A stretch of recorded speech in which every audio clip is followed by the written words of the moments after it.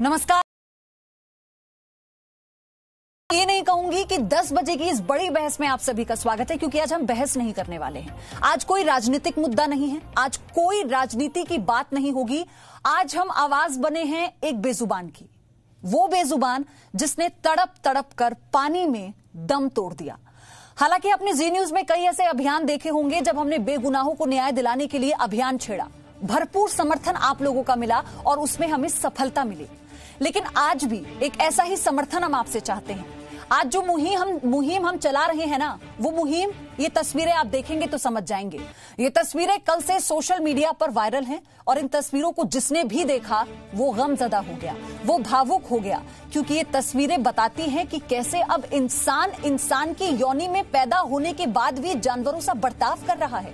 आज ये जो मुहिम है, हमारा ये जो अभियान है, इस बेजुबान के लिए है। जी न्यूज ये आवाज बना है और ये आवाज हम उस देश के कोने कोने तक पहुंचाना चाहते हैं, यानी आप तक पहुंचाना चाहते हैं, ताकि आपका समर्थन मिल सके। इस हथनी के जो गुनहगार हैं उन्हें सलाखों के पीछे पहुंचाया जा सके।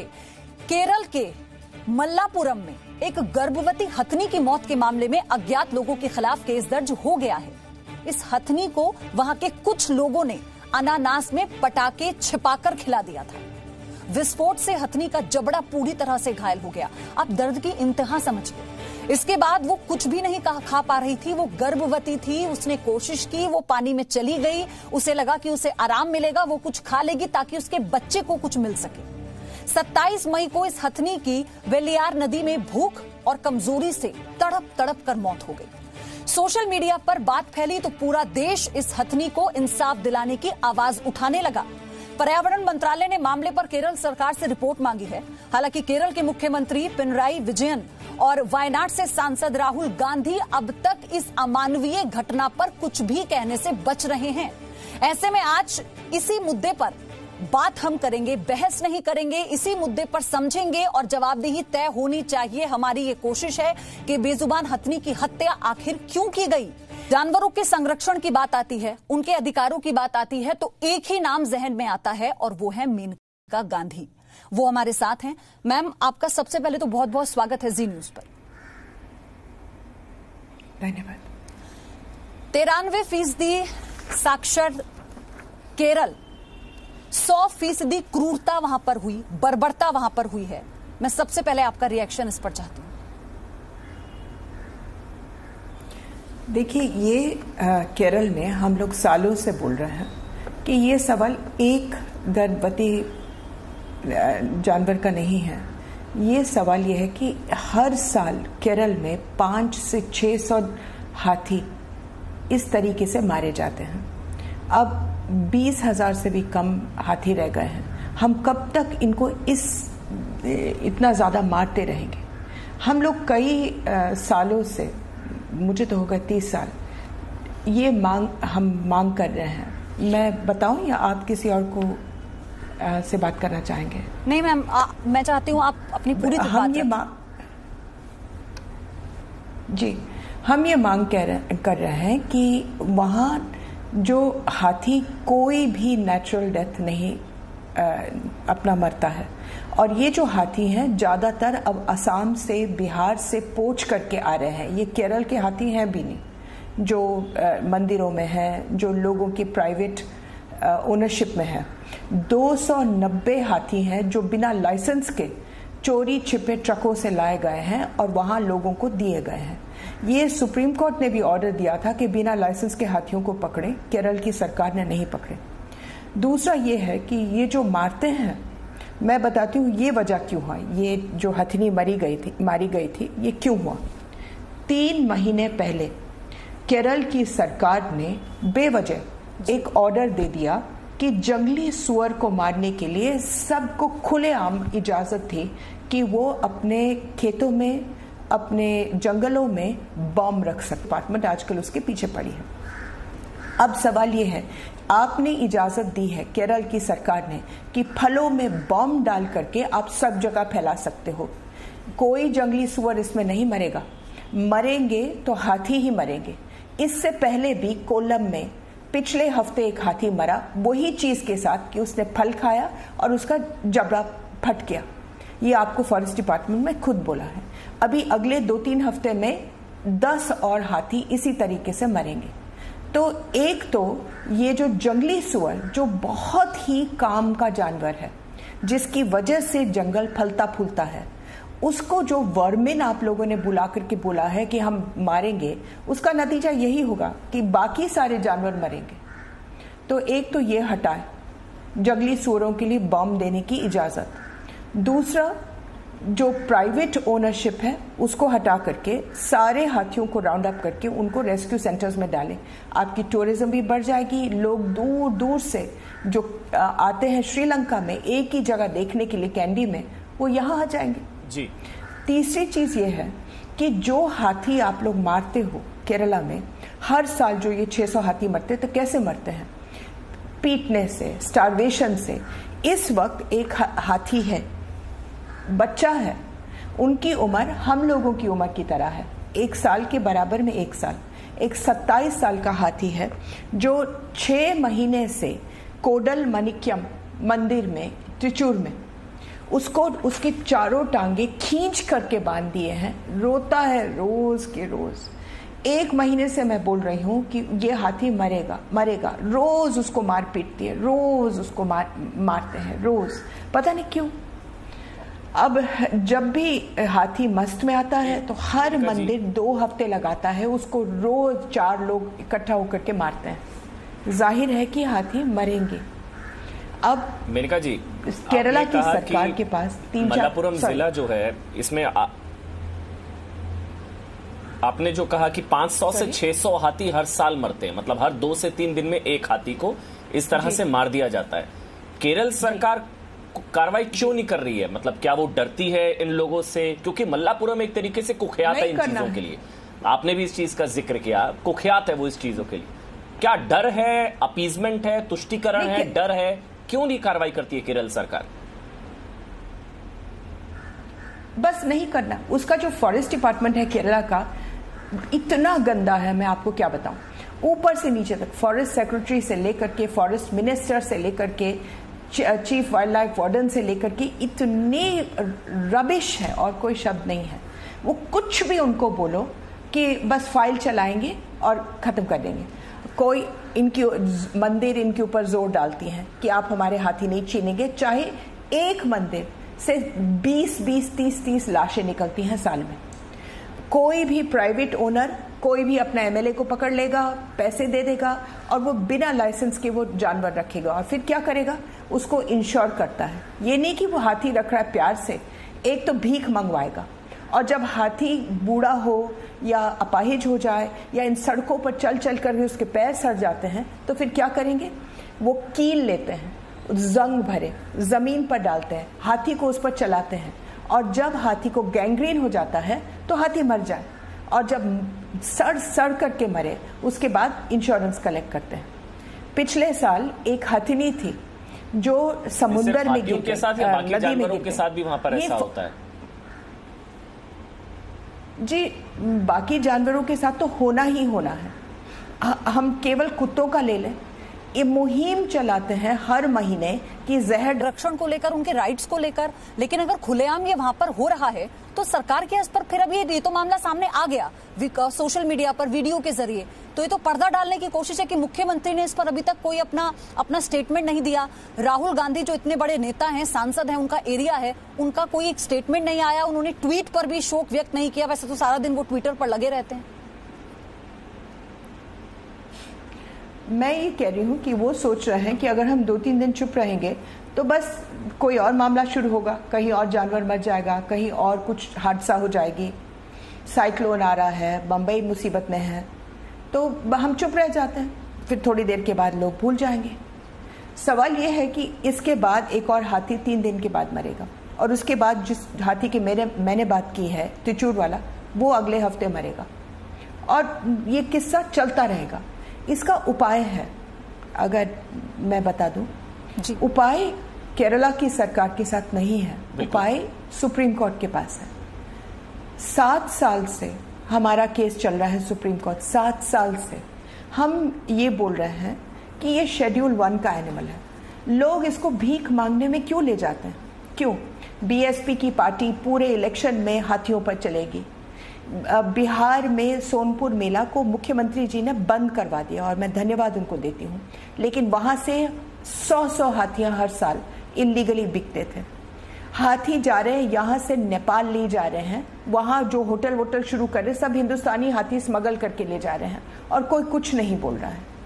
तो ये हाथी प्राइवेट हैंड्स में क्यों है? भिखारी हमने क्यों बनाए? दिल्ली में 6 हाथी थे, मुझे 5 साल लगे वो 6 हाथियों, तब तक 2 मर गए थे, 4 हाथियों को हरियाणा के रेस्क्यू सेंटर में भिजवाने, और कितना जोर लगाना पड़ा, 5 साल लगे। अब मैं पूछती हूँ सुप्रीम कोर्ट क्यों नहीं ये केस सुनता है? डेट पे डेट। जी, ऐसी स्थिति में सांसद की कोई भूमिका, सिटिंग एमपी जो है, क्या राहुल गांधी की कोई भूमिका आप देखती हैं? उनकी कोई जिम्मेदारी बनती है सिटिंग एमपी? जी बिल्कुल बनती है।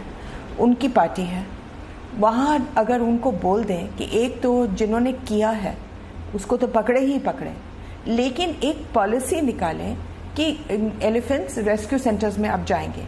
ये जो वाइल्ड बॉर्स के लिए जो बम बनाने की इजाजत मिली है, वो बम की इजाजत तो वापस ले लें। जो प्राइवेट हैंड्स में एलिफेंट्स हैं उनको तो निकालें। जो मंदिरों में मारापीटी हो रही है, एक टास्क फोर्स बना करके हर मंदिर को चेक करें। अगर कहीं भी ऐसे मिले कि जानवर को मारा पीटा जा रहा है, उसी वक्त उस एलिफेंट को कॉन्फिस्केट करें। लेकिन सुप्रीम कोर्ट का रोल मुझे बिल्कुल ही, मैं उस पर इतनी उदास हूँ। हम लोग मर गए हैं उनसे मांग करते कि आप केस तो सुन लीजिए। जब से हमने केस डाला है और अभी तक 11,000 हाथी मरे हैं, 11,000। अब कब तक हाथी मरते रहेंगे? अब 20,000 ही तो हैं। मैं 10 साल के अंदर अंदर हम लोग शेर से भी कम होंगे, क्योंकि 800 ही मेल रह गए। इसका मतलब है कि प्रेगनेंसी बहुत कम हो सकती है। लेकिन मेनका जी, ये सिर्फ केरल में ही क्यों ऐसी चीजें हो रही हैं? मतलब अगर इस तरह की क्रूरता, हैवानियत की हदें, ये चीजें अगर हम देखते हैं तो केरल के मल्लापुरम या केरल में ही क्यों ये ज्यादा है? क्यों? पता नहीं। एक केरल तो इतनी क्रूर है, इतनी क्रूरता है केरल में कि हमसे बर्दाश्त नहीं होता है। इतनी सुंदर जगह, इतने अच्छे लोग, और इतनी क्रूरता और इतनी नापुंसक सरकार कि क्या बताएं। लेकिन हाथियों के साथ उड़ीसा में भी मुसीबत है। लेकिन अब उड़ीसा में 2 हाथी अभी मरे हैं। एक जू में मार पिटाई, एक कपिलाश जू है, एक छोटा सा 6 महीने का बच्चा को मार करके उन्होंने मारा। मेनका जी, 500 हाथी क्योंकि और ऐसे भी हाथी हैं जो बंधक हैं। अमन, मैं आ रही हूँ, आप फिर अपना सवाल पूछेगा, क्योंकि अभी जिक्र कर रही थी मेनका जी शुरुआत में कि ये क्रैकर्स बनाना क्यों ये जरूरी हुआ। अब ये पाइनएप्पल क्रैकर्स की हम बात कर रहे थे मेनका जी, ये अगर आप कह लीजिए कि जो खेतों को नुकसान पहुंचा रहे हैं, जंगली सुअरों को टारगेट करने की बात आप बता रही थी, तो ये तो वैसे भी मानवीय नहीं है ना, क्योंकि इससे तो जो और जानवर हैं वो सीधे तौर पर उन्हें हानि होगी। इसे लेकर तो कोई कानून राज्य सरकार को बनाना ही चाहिए था, अगर इसकी परमिशन दी गई थी तो। हम 3 महीने से केरला की सरकार को बोल रहे हैं। आशा टॉमस से मैंने इसको लिखित में दिया कि ये जो बॉम्ब देने की इजाजत दी है जंगली सुअरों को मारने के लिए, इससे सब कुछ मर जाएगा। और अगर जंगली सुअर भी मर जाए तो आपके सारे शेर भी 1 महीने के अंदर अंदर आपको मारना पड़ेगा, क्योंकि उनके पास खाना नहीं होगा, वो आएंगे आपके गायों के लिए। तो इसलिए जंगली सुअर को जहां अपनी जगह में है वहीं रहने दें। लेकिन नहीं, कोई जवाब नहीं, कोई कुछ भी नहीं। मेनका जी, तो तस्वीरें निकलकर सामने आई है, कुछ हम इस तस्वीर को जितनी बार भी देखते हैं विश्वास मानिए भावुक हो उठते हैं। और यही कारण है कि हम देख रहे थे सोशल मीडिया पर एक लहर सी आ गई है अलग अलग लोगों की, अलग अलग फील्ड के लोगों की, कि वो एक सुर में कहते हैं कि इसके खिलाफ सख्त कार्रवाई होनी चाहिए। सवाल मेरा ये है कि क्या इस हथनी के हत्यारों को उसी तरह से सजा नहीं दी जानी चाहिए जैसे एक गर्भवती मां के हत्यारों को? क्या वो समय नहीं आ गया है? क्या उनके मुंह में बम डाला जाए? उनके मुंह में बम डाला जाए? मैं कह रही हूं कानून अभी भी बना दो, अभी भी ये चीजें कर लो, ताकि ये बेचारी का कभी फिर से ना हो। आप इन तस्वीरों को देख करके रो रहे हैं। मैं पिछले साल की तस्वीरें दिखाऊं जहां एक हथनी एक पैर तोड़ करके पानी में गिर गई। 2 हफ्ते के लिए केरला का फॉरेस्ट डिपार्टमेंट उसको ऊपर नीचे तैरते हुए देखता रहे, क्योंकि वो पैर जब डालती थी जमीन पर तो उसको दर्द होता था। उन्होंने क्रेन भी नहीं डाला, रस्सी तक नहीं दिया। अंत में जाकर के 2 हफ्ते कोशिश करने के बाद वो पानी में ही डूब गई। ये है केरला। मैं एक और चीज कहना चाहती हूँ आपको जी। तमिलनाडु और कर्नाटक और पौंडीचेरी में भी इतना बुरा नहीं है, लेकिन बुरा है। पौंडीचेरी में इस वक्त मैं लगी हूँ, मैंने सीएम और गवर्नर साहिबा से भी बात की है। एक हाथी है वहाँ जिसका नाम है लक्ष्मी, वो वहाँ के मुख्य मंदिर में है। उसके चारों पैरों में फुट डिजीज है और उसका कई दफा हमने उसको ले लिया, उसको ठीक किया, उसको वापस दिया।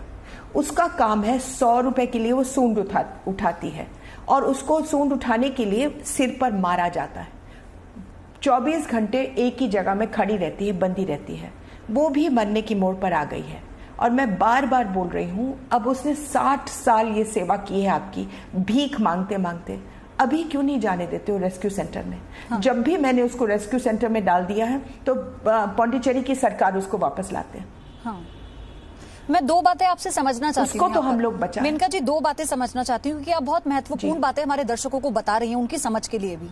पहला तो ये आपने कहा ना कि रेस्क्यू सेंटर में भेजने का जो प्रोसेस था या राज्य सरकारों के अपने पैरामीटर्स होते हैं, ये बातें क्यों? पहली बात तो आपने सुप्रीम कोर्ट का जिक्र किया, उस पर मैं आगे सवाल लूंगी, लेकिन क्या राज्य सरकारों का अपना अधिकार क्षेत्र होता है ना इसे लेकर? अगर हर राज्य के स्तर पर बात की जाए तो क्या वो रेस्क्यू सेंटर में भेजने के लिए इनिशिएटिव लेते हुए टीम्स नहीं बना सकती हैं? क्या ये प्राथमिकता नहीं हो सकती है? इस पर और क्या विकल्प हो सकते हैं राज्य के स्तर पर, मैं आपसे जानना चाहती हूँ। मैं कहती हूँ चीफ वाइल्ड लाइफ वार्डन का अधिकार है कि 2 मिनट में एक हाथी को उठाए और रेस्क्यू सेंटर में डाले। अब तमिलनाडु में मैंने चीफ वाइल्ड लाइफ वार्डन से एक देवनाई नाम की थी हाथिनी, उनसे मैंने बात की थी पिछले महीने कि ये बहुत बुरी हालत में, उसको बहुत मार रहे हैं। 3 दिन के अंदर उस चीफ वाइल्ड लाइफ वार्डन ने उसको उठा लिया, रेस्क्यू सेंटर में डाल दिया, हो गई बात खत्म। वहां वो आराम से जिएगी और कभी ना कभी जंगल में वापस चली जाएगी। अगर चीफ वाइल्ड लाइफ वार्डन सुनने के लिए तैयार है तो हम बोलते हैं। इतने लोग हैं जिनके पास ज्ञान है इस देश में, लेकिन कोई सुने तो ना। केरला नहीं सुनता है, तमिलनाडु कभी कभार सुनता है, पौंडीचेरी नहीं सुनता है, कर्नाटक कभी कभार सुनता है। लेकिन अगर हम ये पूरी मंदिरों की जो मुसीबत है इसको बंद कर दें, क्योंकि उनके लिए ज्यादातर पोचिंग हो रही है। ये जो हाथी पकड़े जाते हैं ये केवल मंदिरों की इज्जत बढ़ाने के लिए उनको जी, अब जब बार बार हम केरल का जिक्र कर रहे हैं तो कैसे रहेगा? बार बार हम केरल का जिक्र कर रहे हैं, हथनी के मारे जाने का हम लोग जिक्र कर रहे हैं। मेरे जहन में एक वीडियो भी आ रहा है, केरल का ये वीडियो था, यूथ कांग्रेस के नेता गाय काट रहे थे वहां पर। ये वीडियो भी केरल से ही आया था। तो गाय काटने की भी चीजें केरल में ही ज्यादा है मेरे ख्याल से। जो यूथ कांग्रेस के नेता वो ब्रॉड मतलब डे लाइट में खुलेआम दिन में गाय काट रहे थे, वीडियो वायरल किया गया था उस चीज का। मैं कहती हूँ मल्लापुरम में सबसे ज्यादा। ये एक जानवर ही नहीं, अगर लड़ाई करेंगे हिंदू मुस्लिम तो हिंदुओं के हाथ बाजू काटेंगे, सिर काटेंगे। रोज के रोज कोई औरत के ऊपर जुल्म होता है वहां। मल्लापुरम तो is the most violent district in India, और अगर इसको काबू में नहीं ला सकते हैं तो शर्म की बात है। लेकिन मुख्यमंत्री काबू में क्यों नहीं लाया जा सक रहा है? मतलब क्या वजह क्या लगती है मैम आपको? मुझे नहीं मालूम, मुझे वजह क्या लगती है? केरल सरकार खाने में कोई मुसीबत हो, पानी में कोई मुसीबत है, डरते हैं वहां के लोग बहुत। हम लोग जब मैं मंत्री थी तो हम लोगों ने पकड़ा एक अनाथ आश्रम का बंदा, जो अनाथ आश्रम के बच्चों को नंगा करके उनकी तस्वीर लेकर के बाहर विदेश में पोर्नोग्राफिक साइट्स में कर रहा था, और अंत में उन बच्चों को वो बेच रहा था उन्हीं लोगों को, कह करके कि वो गोद ले रहे हैं। जब मैंने उसको पकड़ा तो केरल की सरकार ने मना किया कि हम इसको जेल। अच्छा, अभी एक ट्वीट आया है मेघा जी, जो सवाल आपने राहुल गांधी से जुड़ा पूछा था उस पर नहीं भेजेंगे। मैं कह रही थी इसको फांसी की सजा दे दो, पता नहीं कितने बच्चों को उसने बेचा, लेकिन नहीं। कांग्रेस पार्टी की तरफ से एक ट्वीट आया है, आधिकारिक प्रवक्ता है वो कह रहे हैं कि हर चीज के लिए सांसद को वो उनका हीरा था। आखिर में उसको पकड़ करके मैंने जेल में डाल ही दिया, लेकिन मुझे 2 साल लगे। जिम्मेदार नहीं ठहराया जा सकता है। जिस तरह से आप कैबिनेट मंत्री नहीं है, वो भी कैबिनेट मंत्री नहीं है। जैसे यूपी में कुछ गलत होगा, वो भी वही उसी जगह का है। आपको नहीं जिम्मेदार ठहराया जा सकता। उसी तरह केरल में अगर कुछ गलत होता है तो राहुल गांधी को जिम्मेदार ठहराना गलत है। सिर्फ सांसद को जिम्मेदार नहीं ठहराया जाना चाहिए। मेनका जी, ये कांग्रेस पार्टी का ऑफिशियल रिएक्शन आपकी स्टेटमेंट। मगर हिंदुस्तानी तो है ना, मैं कह रही हूँ हिंदुस्तानी तो है ना, वो इतना डिफेंसिव होने की जरूरत क्या है? मैं नहीं कह रही हूँ कि उन्होंने हाथी को मारा, मैं कह रही हूँ सरकार से उनकी बात सुनेगी। अगर मेरी बात ना सुने तो उनकी बात तो सुनेगी। तो वो क्यों नहीं बोल देते हैं ये चीजें? आखिर हाथी तो जितना उनका है, जितना मेरा है उनका भी है, जितना आपका है, जितना देश का है। ये किसी का हाथी नहीं है। ये हथनी की मौत हम सब के साथ जुड़ी हुई है। तो इसमें डिफेंसिव होने की क्या बात है? हम उनको जिम्मेदार नहीं ठहरा रहे, हम कह रहे हैं हो सकता है उनकी कि ये चीज कॉन्स्टिट्यूएंसी हुआ है, ये कांड हुआ है, उनका कोई वोट बैंक हो, वो नहीं बोल सकते उस पर। ये वोट बैंक जैसे आपने शुरू में कहा, इसको पॉलिटिक्स से कोई मतलब ही नहीं है। एक जानवर इस तरीके से बेरहमी से मरता है तो हम सब की मौत उसमें है, सबकी। धार्मिक अनुष्ठानों का आप जिक्र कर रही थी मेनका जी, हम लोग देख रहे थे कैसे धर्म के नाम पर भी जानवरों का इस्तेमाल स्पेशली केरल में सबसे ज्यादा किया जाता है। और अभी हाल ही में कितने ऐसे जानवर हैं जो इसी को लेकर वहां पर बंधक बनाए गए हैं। लेकिन मुख्यमंत्री का जो रोल है ऐसे में, वहां के जो और नेता हैं उनका जो रोल है ऐसे में, उसे हम कैसे जस्टिफाई करेंगे? क्योंकि वो अगर आपने जैसे जिक्र किया, वो कह दे भाई उस क्षेत्र में जाने से सब डरते हैं, तो फिर तो कोई जाएगा ही नहीं, फिर तो कोई कदम उठाया ही नहीं जाएगा और ये बेजुबान ऐसे ही शिकार होते रहेंगे।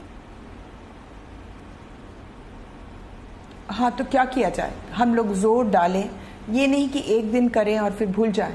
हम प्रधानमंत्री जी से बात करें, हम सुप्रीम कोर्ट से बात करें कि आप चलिए इस सुप्रीम कोर्ट इसका कुछ जोर लगा दें, कुछ तो करें जिससे ये मामला चलता रहे। मुझे तो ये डर है कि हम 2 दिन के लिए इस हथनी के लिए रोएंगे और फिर आगे चले, कोई और कुछ हो जाएगा हादसा, कोई और जानवर इसी तरीके से मर जाएगा, कोई ट्रेन के नीचे हाथी आ जाएंगे, फिर क्या करेंगे? कानून को बदलने की जरूरत है। सबसे पहले ये बॉम्ब बनाने की इजाजत तो सरकार आज करती है। फॉरेस्ट डिपार्टमेंट से लेकर सरकार से लेकर सिस्टम से लेकर ये पूरा एक नेक्सस है जिसका आप जिक्र कर रही हैं। वो इंश्योरेंस के लिए मारते हैं और ये फॉरेस्ट डिपार्टमेंट तो इतना फॉरेस्ट डिपार्टमेंट से लेकर सरकार की चुप्पी तक। जी बोलिए मैम। आप जहां भी देखें देश में, तो अगर सबसे होपलेस सर्विस है वो है फॉरेस्ट डिपार्टमेंट की। अभी मैं आपको एक चीज बता दूं जो आपको जानना चाहिए। ये कोविड के समय में जब हम सब लोगों को घर में बैठने के लिए आज्ञा दी गई थी और हम खुशी से बैठे और अपनी जान बचा करके बैठे, उस समय इतने पोचर्स घूम रहे थे भंडारा में।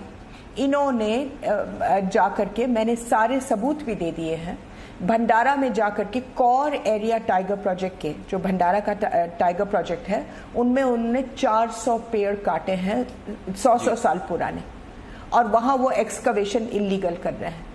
और फॉरेस्ट डिपार्टमेंट के लोग वहां खड़े हैं, हमने तस्वीरें में दिखाए हैं, खड़े हैं और करवा रहे हैं। अब मुसीबत तो ये है कि एक दफा आपको सरकारी एफआईआर दर्ज हुई है तो आपको कोई हटाता नहीं।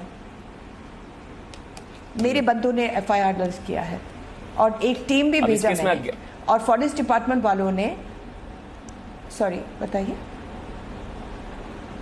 फॉरेस्ट डिपार्टमेंट वालों ने मना किया कि नहीं, अज्ञात लोगों के खिलाफ एफआईआर दर्ज हुई है। आप कंप्लीट कर लीजिए, फिर मैं पूछता हूं। जी जी नहीं, आप चले, आप बोले,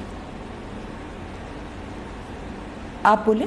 मैं पूछना चाह रहा हूं मैम, इस केस में अज्ञात लोगों के खिलाफ एफआईआर दर्ज हुई है, ये कैसे सुनिश्चित किया जाएगा कि हत्यारे कौन थे, सजा कैसी होनी चाहिए, क्या सजा होनी चाहिए, एक नजीर पेश होनी चाहिए? क्योंकि हैवानियत की हद है ये, जिस तरह से मारा गया हथनी को।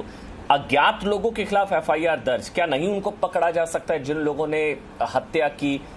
क्या उनकी पहचान करना वाकई मुश्किल है? क्या कार्रवाई होनी चाहिए? नहीं, उन अज्ञात लोग ही रहेंगे, कोई नहीं पकड़ा जाएगा, क्योंकि मल्लापुरम में कोई एक दूसरे के खिलाफ कोई नहीं बोलेगा। सब जानते हैं किसने वो फल दिया, सब जानते हैं, लेकिन कोई बोलेगा नहीं, कोई नहीं बोलेगा। आप देखते जाइए और अंत में जाकर के कोई गरीब को पकड़ लेंगे और कह देंगे कि इसने किया, हालांकि उसके पास पाइनएप्पल खरीदने के लिए खुद पैसे नहीं है। एक माइंडसेट भी है ना मेनका जी वहां पर, लेकिन क्योंकि लोग कहते हैं कल्चर माइंडसेट है। आपने कहा ना कि कोई एक दूसरे के खिलाफ कोई बोलेगा भी नहीं, क्योंकि अगर ऐसा कोई एक्शन लेने की तैयारी होती है तो वो लोग इसे अपनी भावनाओं से जोड़ लेते हैं, धर्म से जोड़ लेते हैं। तो ये फिर तो ये वो एक दूसरे को मार डाल। मल्लापुरम में तो नहीं, मल्लापुरम में अगर कोई बोलेगा तो उसको मार डालेंगे। वो पहले मारते हैं फिर बात करते हैं मल्लापुरम में। लेकिन एक चीज मैं आपको बताऊं, अगर फॉरेस्ट डिपार्टमेंट को कहीं देखना है तो ये जो बम्स हैं ये प्रोफेशनली मेड है। ये कोई फायर क्रैकर्स नहीं है कि लड़ियां डाल दी उसमें, एक बॉम्ब है। और इसका मतलब है कि कोई एक या दो जगह होंगी जहां ये बॉम्ब पाइनएप्पल के अंदर बनाए जा रहे हैं और दिए जा रहे हैं जंगली सुअरों को मारने के लिए सपोजिटली। अगर ये देखें और सबूत देखें कि कौन सी जगह में ये बॉम्ब्स बने हैं तो उनको बहुत आसानी से मिल जाएंगे। ये कोई आम इंसान का काम नहीं है कि वो बैठ करके खोदे पाइनएप्पल को और उसके अंदर बम फेंके। उसको बम बनाना भी पड़ता है। मल्लापुरम में बहुत जगह में बम बनते हैं। अब ऐसे वो कौन से कदम हैं जो उठाए जाने की जरूरत है? मेनका जी, मैं चाहती हूं आप इस बारे में भी जरा बताएं। और अगर हम केरला की सिर्फ बात करते हैं तो उस एक राज्य में ये कितना बड़ा चैलेंज होगा और क्या करने की जरूरत है स्पेसिफिकली? ओके, सबसे पहले ये जो जंगली सुअर, कभी कभी जो तीर है वो सीधा नहीं मारी जाती है, वो टेढ़े होकर के मारना है। तो संक्षेप में, एक तो ये वाइल्ड बोर को जो उन्होंने वर्मिन बना करके इजाजत दी है उनको मारने के लिए, वो वापस ले लें। दूसरा, जो इलीगल हाथी 290 हाथी बिना लाइसेंस के प्राइवेट हैंड्स में है उनको इमीडिएटली सीज करें।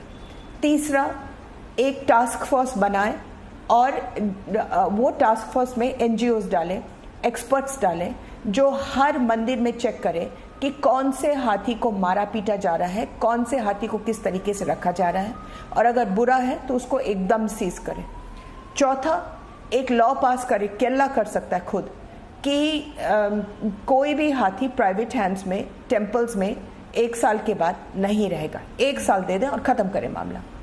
पांचवा, 8 या 10 रेस्क्यू सेंटर्स बनाए। इस वक्त उनके पास एक छोटा मामूली सा सेंटर है जिसमें 12 या 13 हाथी रह सकते हैं, और जब भी इनको पूछो तो उनके पास बहाना है कि वो भर गया, वो भर गया। अरे तो फिर 10 और बना, 10 और अस्पताल नहीं बनाते हम लोग? तो छठवीं चीज कि सुप्रीम कोर्ट ये सुन करके जिस तरीके से वो कभी कभी बहुत ही जल्दी अपना फैसला सुनाते हैं, तो अब 7 साल हो गए, अब बहुत हो गया है, वो अपना फैसला सुना ले। सुन करके प्रधानमंत्री जी से कहा जाए कि वो प्राइवेट ओनरशिप के लिए एक बिल पास कर दें कि वो प्राइवेट ओनरशिप अब नहीं होना चाहिए इस हाथी का। हर स्टेट एक रेस्क्यू सेंटर बनाए। जो आमेर फोर्ट पर जो हाथी चलते हैं, आपको मालूम है कि सबके सबको अंधा किया गया है, सबके सब, और सबके सब एक फिल्म भी बनाए, पैरों पर रोज रात को ब्लो टॉर्च से उनके छेदे बनाए जाते ताकि इतने दर्द में हो कि वो किसी को तंग ना करे। आमेर फोर्ट से उतारे, वहां रेस्क्यू सेंटर है, वो रेस्क्यू सेंटर में महावत रहते हैं लेकिन हाथी नहीं। ये उपाय एक हफ्ते में हो सकते हैं। जितने भी उपाय आप गिना रही हैं इसमें ज्यादातर कोई लंबी उपाय नहीं है, स्टेट लेवल है। मैं कह रहा हूँ राज्य स्तरीय कार्रवाई ज्यादा है। स्टेट लेवल केरल से तो उम्मीद है नहीं, मगर जो मुख्य लेवल है, सरकार की मौन स्वीकृति है, केरल सरकार की मौन स्वीकृति है, केरल सरकार चुप है, एक्सेप्टेंस है, या कुछ डर है, जो भी आप कह रही हो सकता है डर हो, इस वजह से इनके खिलाफ नहीं बोलते। तो आपको लगता है सेंटर को इंटरवीन करने की जरूरत है? क्योंकि अगर इतने ज्यादा हालात खराब है, मल्लापुरम में आप बता रही हिंदू मुस्लिम करके हाथ काट दिए जाते हैं, हर सड़कों पर जहर फेंक कर जानवरों को मारा जा रहा है, हथनी की इस तरह से हर 500 से 600 आपने बताया, मतलब हर 2 से 3 दिन में एक हथनी को इस तरह से मारा जा रहा है। इतने ज्यादा हालात अगर अराजक हैं तो सेंटर को इंटरवीन नहीं करना चाहिए क्या? क्योंकि राहुल गांधी चुप है, उनको नहीं फर्क पड़ रहा। मगर वो इंटरवीन कैसे? सरकार चुप है, उनको नहीं फर्क पड़ रहा है, उनको डर लग रहा है, क्या चीज है पता नहीं। नहीं तो सेंटर यही तो इंटरवीन कर सकती है ना कि वो कह दें कि कोई प्राइवेट ओनरशिप ना हो, कोई वाइल्ड बोर को वर्मिन ना बनाए। ये दो चीज़ों पर सेंटर इंटरवीन कर सकती है। एनवायरनमेंट मिनिस्टर 2 मिनट में अपने जो उन्होंने वाइल्ड बोर को खुद उन्होंने इजाज़त दी है कि इनको वर्मिन बना करके उनको मारा जाए, उसको तो वो वापस ले ले। वो सेंटर की वो एनवायरनमेंट मिनिस्टर ने किया है। जो बिल पास होना चाहिए, बिल की क्या आप नोटिफिकेशन बना दें कि अब प्राइवेट हैंड्स में नहीं होगा हाथी। ये दो चीजें तो सेंटर कर सकते हैं। एकदम से आपका हाथियों का मरना केरला में बंद हो जाएगा। आप एक बात सुन लीजिएगा मैम, एक और चीज है, तीसरी चीज, सुप्रीम कोर्ट के ऊपर थोड़ा सा इजाजत दे दे सरकार कि वो सुन ले केस। एक और चीज है, अगर केरला से कोई उम्मीद नहीं है, केरला को लेकर ये कहा जाता है कि टूरिज्म का सबसे सबसे ज्यादा आकर्षक एक स्पॉट है वो राज्यों के स्तर पर। अगर मैं बात करूं तो क्या ये भी एक कारण है, क्योंकि लाखों की संख्या में टूरिस्ट वहां पर आते हैं और हमने देखा है कि हाथियों की सवारी वहां पर बहुत ज्यादा मशहूर है। और इसी तरह से जो आपने कहा ना कि हाथियों को लेकर कैसे प्राइवेट हाथों में उन्हें दे दिया जाता है, क्या ये एक रीजन है क्योंकि सरकार को मुनाफे की पड़ी है वहां पर? एक चीज मैं आपको बताऊं, एक गलत फहमी है। कोई केरला नहीं जाता है हाथियों के लिए, कोई नहीं जाता। अगर ये होता तो उड़ीसा में सबसे ज्यादा हाथियां हैं, वहां चले जाते। यहाँ कोई नहीं जाते। ये जाते हैं क्योंकि मौसम वहाँ अच्छा है, खाना बेहद अच्छा है, लोग अच्छे हैं, सब कुछ अच्छा है केरल में, तो इसलिए वहाँ लोग जाते हैं। वो जाते हैं अपने मालिश के लिए, अपने आयुर्वेद के लिए, अपने इस ज्यादातर दवाइयों के लिए जाते हैं, आयुर्वेद दवाइयों के लिए। ये कहना कि हाथियों के लिए जाता है, मैं आपको बताती हूँ लाखों लोग नहीं जाते हैं केरला में, केवल जब एक हाथी मरता है। आज भी कम से कम 20-30 हजार लोगों ने ईमेल भेजा है सरकार को विदेश से कि हम केरला में कभी नहीं जाएंगे फिर से, इस तरीके से अगर आपने क्रूरता करना है। बहुत, और अगर आप देखेंगे ये जो परेड करते हैं उस पर ज्यादातर लोकल लोग जाते हैं, अब कोई विदेशी नहीं जाता।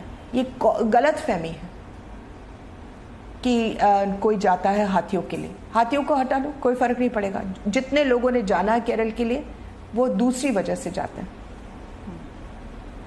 और ये जो चुप्पी है ऐसे इस दौरान हम राज्य के मुख्यमंत्री की, ये अपने आप में कई सवाल उठाती है। राहुल गांधी का ट्विटर हैंडल देख रहा था। हाँ। मैं राहुल गांधी का ट्विटर हैंडल देख रहा था मेनका जी। 34 मिनट पहले एक ट्वीट किया गया है, फिर 2 घंटे पहले भी एक ट्वीट किया गया है। मतलब एक कम से कम उनकी चुप्पी या तो क्या बताती है, क्या रीजन है वो इस मुद्दे पर बोलना नहीं चाह रहे हैं? क्योंकि अभी 34 मिनट पहले ट्वीट किया, वो चाहते तो इस पर कम से कम मतलब खेद जाहिर कर सकते हैं, शोक व्यक्त कर सकते हैं, जो हुआ गलत हुआ वो कर सकते हैं। उनका चुप होना क्या बताता है, क्या रीजन है वो उस पर कुछ बोल नहीं रहे, बल्कि इसे सिटिंग एमपी, वो वहां से सांसद है। शायद उनको इसकी अहमियत समझ ही ना आए, ये भी हो सकता है। शायद उनको ये नहीं मालूम कि हाथी की वजह से 150 स्पीशीज पेड़ फलते हैं। They are the biggest spreaders of trees, क्योंकि लंबा चलते हैं।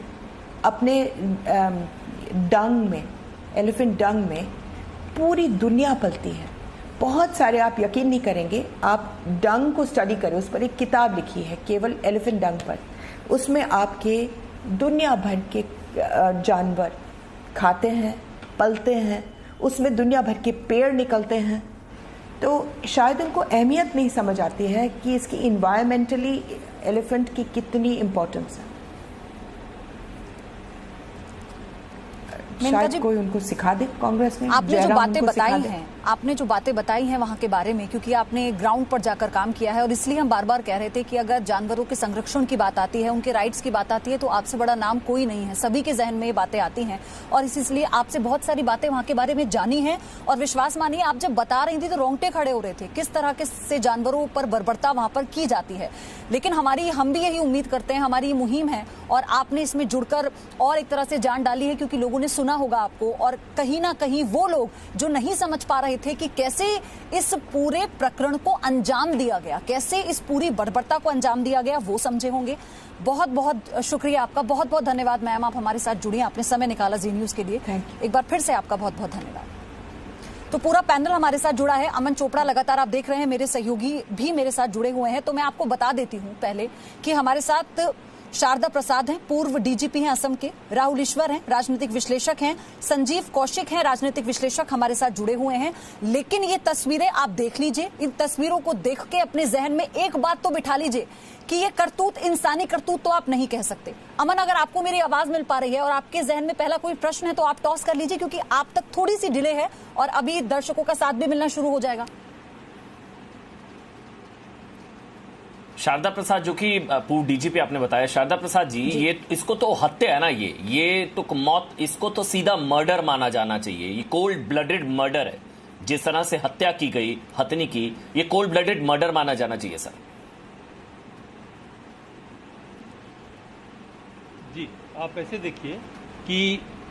देखिए कि जिस दिन ये कांड हुआ था, मान लीजिए एक्सप्लोजिव की वजह से उसके जबड़े में चोट पहुंची थी, अंदर में कहीं पर चोट पहुंची थी, क्या केरल सरकार का या वहाँ के फॉरेस्ट डिपार्टमेंट का फर्ज नहीं बनता था कि उसको ले जा करके उचित इलाज देते, बजाय उसके कि वो दर दर भटक रही है और तालाब में खड़े होकर के अपने दुख झेल रही है, कुछ इलाज कराते, कहीं अस्पताल में ले जाते, जानवरों के भी अस्पताल होते हैं।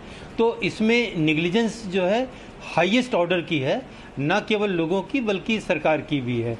और जिस दिन सरकार ने आदेश निकाला था कि वर्मिन को ख़त्म करने के लिए एक्सप्लोजिव का प्रयोग किया जा सकता था, किसी और चैनल पर मैंने कहा था कि ये हाईली निग्लिजेंट और रैश एक्ट है और दुर्भाग्यपूर्ण है। केरल सरकार का वो आदेश जिसमें उन्होंने कहा था कि आप एक्सप्लोजिव इस्तेमाल करके आप वर्मिन्स को ख़त्म करिए, ऐसा होता ही नहीं है, ऐसा करना नहीं है। लोगों के हाथ में एक्सप्लोजिव देने का काम केरल सरकार कैसे कर सकती है? बिल्कुल ही गलत काम किया था, ऐसा तो होना ही था। और अगर हुआ कोई एलिफेंट का तो उनको कम से कम अस्पताल ले जाकर इलाज कराते, लोगों को इलाज भी नहीं कराया और अब हम रोने धोने से तो क्या फायदा। अज्ञात लोगों के खिलाफ केस दर्ज है, अज्ञात लोगों के खिलाफ केस दर्ज है, क्या पकड़ा नहीं जा सकता? ये तो कागजी की, ये जो इंसान की शक्ल में हैवान है ये लोग।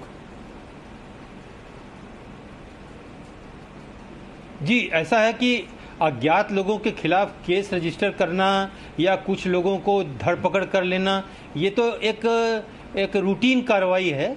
रूटीन कार्रवाई कागज का पेट भरने के लिए किया है, लोगों को एक शांत करने के लिए किया है, पर वो सॉल्यूशंस नहीं है, सोल्यूशन नहीं है। आप देखिए, एनिमल जब भी अपने हैबिटेट से बाहर आया तो कोई भूखा है, किसी कारण से बाहर आया तो हैबिटेट उसका डिस्टर्ब नहीं करना है। और एलिफेंट्स के लिए तो मैंने असम, मेघालय और अरुणाचल प्रदेश, नागालैंड एरिया में बहुत काम किया। मैंने देखा कि न केवल उनका हैबिटेट सुरक्षित रहना चाहिए, बल्कि जो कॉरिडोर्स हैं, एलिफेंट कॉरिडोर्स हैं, वो भी प्रिजर्व रहने चाहिए, तभी बात बनेगी। इस तरह नहीं तो लोगों के हाथ में कुल मिलाकर करके कहना कि तुम चाहो जो करो तो बहुत गलत बात है। आप ये जिक्र कर रहे हैं कि राज्य सरकार की जो भूमिका है वो सवालों के घेरे में इस घटना के बाद से आ जाती है, क्योंकि पहले से ही कदम उठा लिए जाने चाहिए थे। संजीव कौशिक, इस पर मैं आपसे रिएक्शन लूं, लेकिन मेरे साथ खुशबू गुप्ता जुड़ गई है, पेटा की प्रवक्ता है। खुशबू, आपका इस पर रिएक्शन पहला।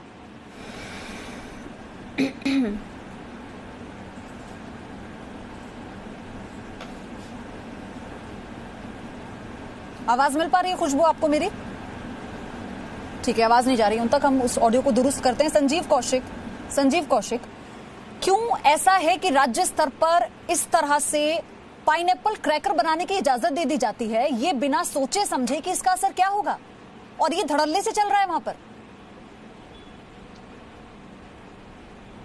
अयोधी, पहली बात तो हम लोग सुन रहे थे, अभी मेनका गांधी जी को सुन रहे थे, और बड़ी साफगोई से उन्होंने ये बात स्पष्ट की कि हाथियों को मारने के लिए ही ये पाइनएप्पल का आविष्कार या इस तरह से जो बम या पटाखे का आविष्कार किया गया वो नहीं था।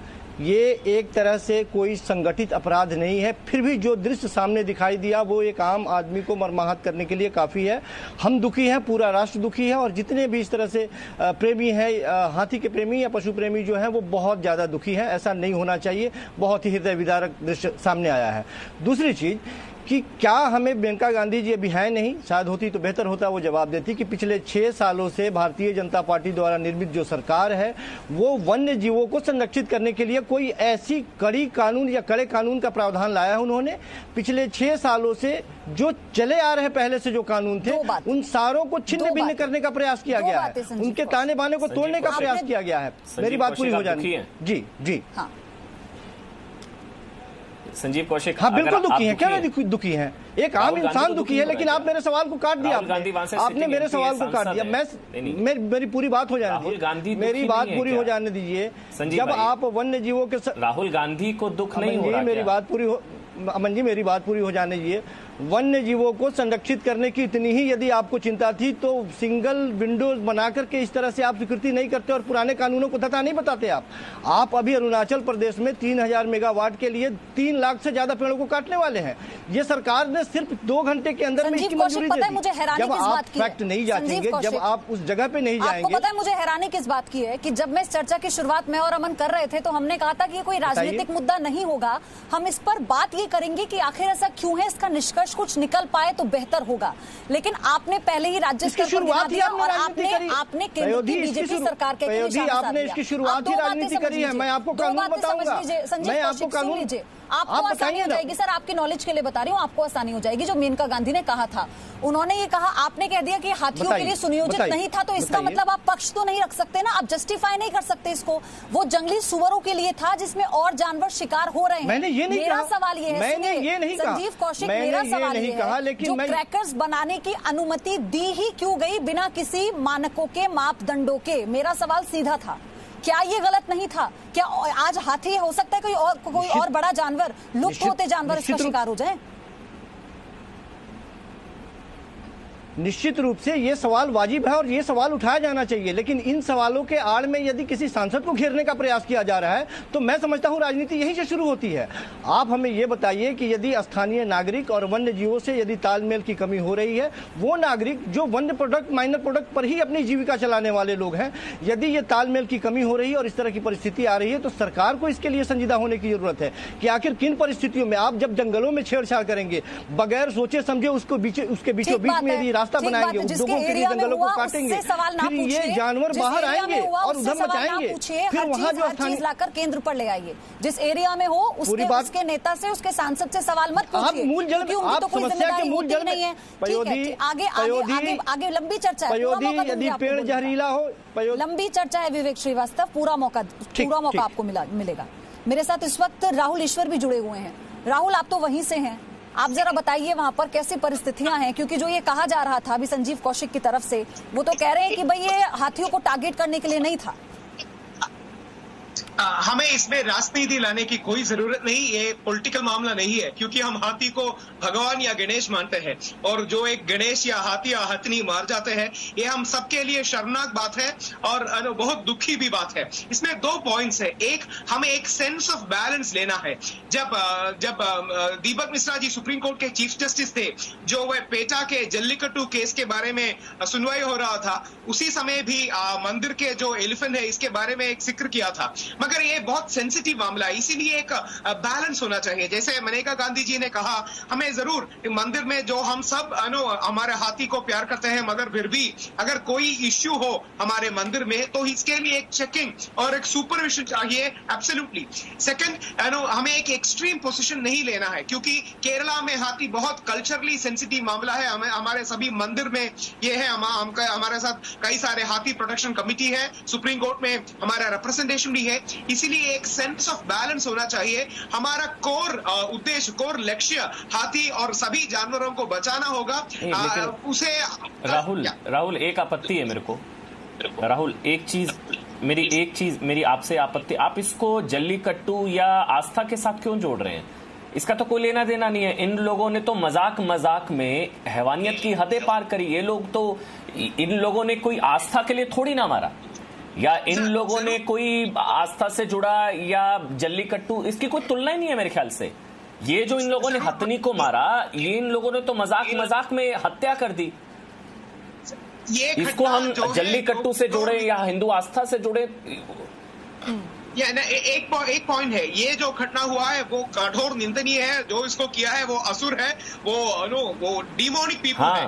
मगर जब मनेका गांधी जी का ब्रॉडर पॉइंट था, इसीलिए एक बैलेंस होना चाहिए, क्योंकि सिर्फ इस बैलेंस से ही हम हाथी को बचा सकते हैं। और जो लोग इन्होंने किया, ये मर्डर किया, कोल्ड ब्लडेड मर्डर किया, कड़ी से कड़ी सजा होना चाहिए, सिवियर पनिशमेंट होना चाहिए, एक एग्जाम्पल होना चाहिए, ताकि किसी भी हाथी और हथनी और किसी भी दूसरी जानवर को इसी तरह एक टॉर्चर ना करे। तो इसमें सभी सहमत है। केरला में भी पॉपुलर सेंटिमेंट्स, सभी मीडिया इस पे है। तो एक कल्चरल सेंटिमेंट्स है। हम सब शर्मनाक है, हम सबको दुख है।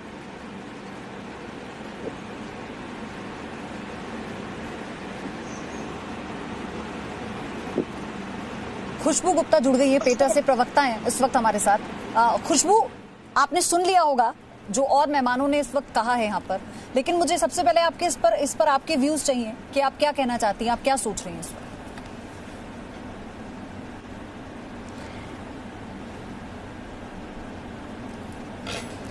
देखिए, सबसे पहले तो हमें ये समझना होगा कि जो इस समय एक हाथी के साथ केरला में हुआ है, वो बहुत से जंगली पशुओं के साथ सिर्फ केरला में ही नहीं पूरे देश में होता है। और अगर हमें जो जानवर है वो हमारी ही तरह सुख दुख पेन सब कुछ महसूस करते हैं, तो जो एनिमल्स को हम स्पेशली जो अपने फसलों को बचाने के लिए उनको मारते हैं, तो पहले तो हमें ये तरीके बदलने होंगे। हमें समझना होगा कि इस तरह से हिंसक तरीके से हम एक जो प्रकृति का संतुलन है उसको हम वापस नहीं पा सकते हैं। तो कोई भी, चाहे वो हाथी हो, चाहे सुअर हो या कोई और पशु हो, जिसको अगर वो उनको मारना एक तरीका रिजॉर्ट करना चाहते हैं, तो ये सबसे ज्यादा हमें ये चीज बर्दाश्त नहीं होनी चाहिए। तो सरकार को सबसे पहले जरूरत है कि वो इस तरीके के जो ऑर्डर्स हैं जिसमें वो कह देते हैं कि हाँ आप पशुओं को मार सकते हैं क्योंकि वो आपकी फसल खराब कर रहे हैं, ये हमें नजरिया बिल्कुल बदलना होगा।